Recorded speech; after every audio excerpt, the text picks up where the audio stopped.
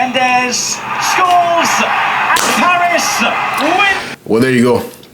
Nuno Mendes just won PSG the UEFA Super Cup on penalties against Tottenham Hotspurs. Now, if I get to anything in the video, please like the video, subscribe to the channel, and leave your comments on thoughts on the game.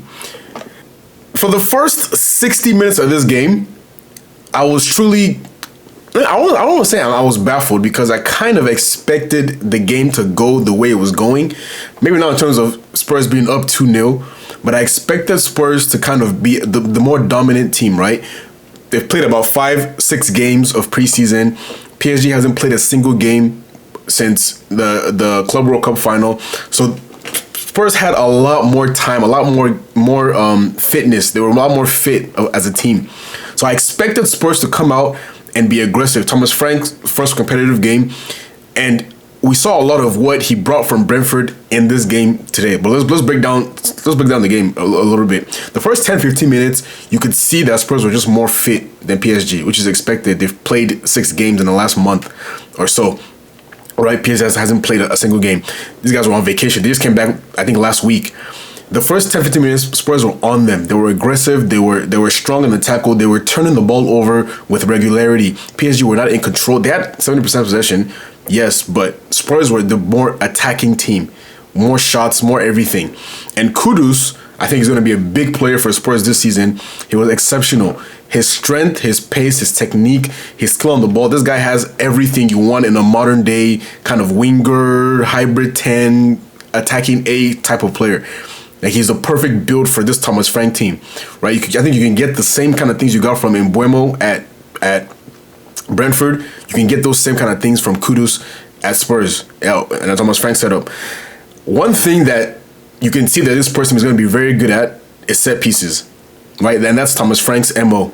Set pieces, he's extremely strong in getting his team to produce from set pieces, whether it's long throw-ins, whether it's, and we saw that at Brentford as well, long throw-ins, free kicks, corner kicks. Spurs are going to challenge teams, right? And it helps that PSG are a smaller, PSG are a very physical team in terms of they're fast, they're quick, but in terms of height and aerial ability, PSG are not the strongest team. So this was a great kind of showcase for Thomas Frank's set piece mastery. This was a great team to show it against, and it did, and he more than did, right? The first goal, the throw-in comes in, and then it's a great save from Chevalier. I think it was either Richarlison or Romero, one of them, knocks it onto the post, and then Van de Ven just taps it in from 4 yards or whatever it was. So you could see how strong they're going to be in set pieces already, right? And that throw-in, Danso on that throw-in is going to be a potent. This is like Stoke City 15, 20 years ago. This is the kind of vibes I'm getting from them. Obviously, Spurs, the first half was Spurs. They were the better team the first half, basically the entire first half. And one thing about that first half, you see the drop off in the midfield when you don't have Ruiz and João Neves in there. Yes, I like Zaire Emery, as a player. Yes, I like Desiree Doué, but those guys in the midfield and the midfield 3 do not work. They just don't. They don't work, right? Whether it's the decision making on the ball, off the ball, the passing, it just didn't look good, right? It looked so much better when Fabian Ruiz came on in the second half. But the second goal was basically the same exact thing. Pedro Porro knocks in the free kick to the back post, and Chevalier, I give him credit for the first goal, saving the first initial strike. He was terrible for this goal. That's a goal that should never be going in. And people are going to say things about, Donnarumma is getting pushed out of the club and all these. Donnarumma made a lot of blunders like that too in his time at PSG. Let's not let the Champions League run renew our memory. Like, I saw a lot of Donnarumma errors at PSG. So, but that's a blatant. That's just a mistake, right? Second half, for the final maybe 20-25 minutes leading up to when PSG really turned it up, it was kind of a dull first half of the second half. It was dull. I didn't really see anything to make me believe that PSG would get back into this game.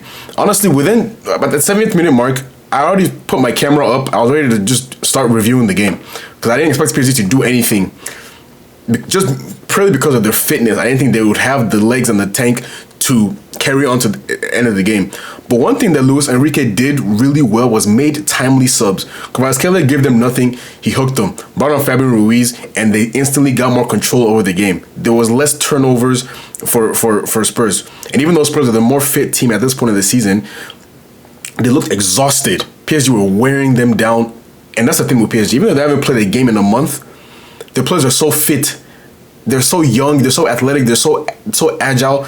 Even if they don't play for a month, it seems like these guys are still the most fit players in the world. The second half, it was a strangle. It was like a python just strangling a deer for the last 20-25 minutes. They were just all over Spurs, and Spurs were digging in. They were holding in reasonably well, but the moment that Spurs did not focus 100% defensively, the ball falls to Kangin Lee. Or Lee Kangin, we want to say it. Free shot, 20-25 yards, edge of the box, bangs it in. Beautiful, beautiful goal. And this guy's a talented player. I used to watch him when he was in La Liga. This guy's a great talent. I wish he'd get more playing time, last season, but hopefully he can get more this season. He's a great talent. Probably the future of South Korean football, probably. Now with Son kind of phasing out. And then you just keep piling on the pressure. And it got to a point where the 80th minute towards the 90th minute, I'm thinking, are PSG actually going to do it? Are they actually, because they're going to get enough shots, they're going to get enough chances, they're going to put enough pressure on Spurs. And we know Spurs, even though they have a new manager, we know what Spurs have been. From my entire life as a football fan, I know what Spurs have been, right? And it's just a great cross from Dembele on the right side edge of the box. And Gonzalo Ramos, this is the kind of goal a striker scores, right? This isn't the kind of goals you expect from all these little forwards, Doué and Barcola. You put a number 9 in there, those are the kind of goals you get. And it's just a great finish. And once that goal went in, I just had a feeling Spurs are going to find a way to fumble this in penalties. They're going to find a way to lose this game because their confidence is shot. And the first penalty, when Vitinha steps up and he does his cute little twinkle-toed run-up, whatever you want to call it, and misses, I'm thinking, oh, is this... are Spurs actually going to do that? Are they actually going to win this game? Chevalier, to his credit, dove the right way every penalty. I think all but one. He dove the right way every penalty. All but the Poros and the last and Tell's penalty. But the first 3 he dove the right way. They were just positioned perfectly right above the keeper's reach, where it's hard to dive to your right or your left and still get a hand up to save it.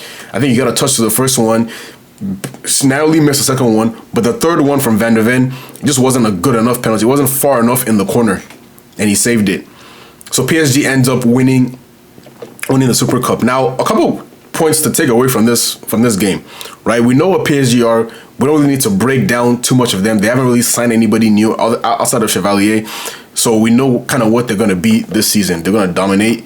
They're going to dominate their league. They're going to be a force in the Champions League. But Spurs are the team I want to focus on for this game. What I really liked from Spurs, a couple players. Romero looked great in defense, as he normally does. Jet Spence, the energy levels. I've never seen somebody compete with Hakimi the way Spence did. As a fullback, up and down, he matched them stride for stride. Kudus, I think, is going to be the player for Spurs this season, right? They're lacking creativity with Madison out, Kulusevski out. Bergvall is still young. He's not really too much of a 10 kind of creative player. You're going to get a lot of creativity from Kudus. And I see him kind of taking on that mantle and saying, okay, I'm the 10 of this team. I'm the main guy of this team. Let me prove it for Thomas Frank, right? Because none of the existing players, they don't have that standing with Thomas Frank. So it's whoever is the new guy, whoever's the best guy is going to be his guy, right? There's no talisman for Spurs right now. Make yourself the talisman. I think he will do that. Richarlison had a decent game, but I mean, we know what Richarlison is. Bentancur had a very good game. Porro, yeah, at times, what you get with Porro, you get some great moments, you get some bozo moments, but that's kind of what you get from him. That back 3 of Danzo, Romero and Van de Ven looks really, really good. It looks really, really solid. And it looks like Spurs are going to have a very solid defensive kind of front. It's going forward. Let's see kind of how they make it work. On the counter, I do think they'll be very good.